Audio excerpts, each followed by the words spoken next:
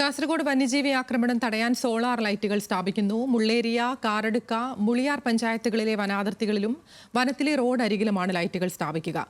17 ഇടങ്ങളിലാണ് ആദ്യഘട്ടത്തിൽ ലൈറ്റുകൾ സ്ഥാപിക്കുക.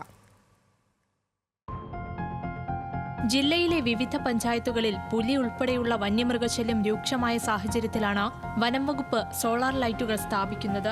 50 ലൈറ്റുകൾ അനുവദിച്ചിട്ടുണ്ടെങ്കിലും ആദ്യഘട്ടത്തിൽ മുള്ളേരിയ, കാറടുക്ക, മുളിയാർ ഗ്രാമപഞ്ചായത്തുകളിലെ 17 ഇടങ്ങളിലാണ് ആദ്യഘട്ടത്തിൽ ലൈറ്റ് സ്ഥാപിക്കുക.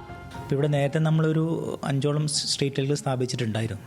അപ്പോൾ പുതുതായിട്ടൊരു 17 സ്ഥലത്ത് നമ്മൾ അനേട്ട് വഴി ലൊക്കേഷൻസ് ഐഡൻറ്റിഫൈ ചെയ്തിട്ട് 17 സ്ട്രീറ്റ് ലൈറ്റും കൂടി സഞ്ചാരികളായിട്ടുള്ള ആളുകൾക്ക്, നാട്ടുകാരായ ആളുകൾക്ക് അധികം അപകടങ്ങൾ സംഭവിക്കാതിരിക്കാനുള്ള മുൻകരുതൽ രൂപത്തിൽ സ്ട്രീറ്റ് ലൈറ്റ് സ്ഥാപിക്കാനുള്ള നടപടി സ്വീകരിച്ചിട്ടുണ്ട്. അപ്പോൾ അതൊരു 2 മാസത്തിനകത്ത് അത് പൂർത്തീകരിക്കാൻ സാധിക്കുമെന്നാണ് പ്രതീക്ഷിക്കുന്നത്. കാറടുക്ക, മുളിയാർ, ദേലമ്പാടി പഞ്ചായത്തുകളിലെ പല പ്രദേശങ്ങളിലും വനത്തിലൂടെയോ വനാതിർത്തിയിലൂടെയോ ഉള്ള പാതകളാണ് ഏറെയുള്ളത്. വന്യമൃഗശല്യം ഒഴിവാക്കാൻ സന്നദ്ധ സംഘടനകളുടെ സഹായത്തോടെ സ്വാഭാവിക മരങ്ങൾ വെച്ചുപിടിപ്പിക്കാൻ നടപടികൾ ആരംഭിച്ചിട്ടുണ്ട്. പുലിയടക്കമുള്ള വന്യമൃഗങ്ങൾ വ്യാപകമായതോടെ കുട്ടികളുടെ സുരക്ഷ ഉറപ്പാക്കാൻ സ്കൂൾ തലത്തിൽ ബോധവൽക്കരണം നടത്തും. ഒപ്പം വന്യമൃഗങ്ങൾക്ക് കുടിവെള്ളം ഉറപ്പാക്കാൻ ചെറു തടയണകൾ നിർമ്മിക്കാനും തീരുമാനമുണ്ട്.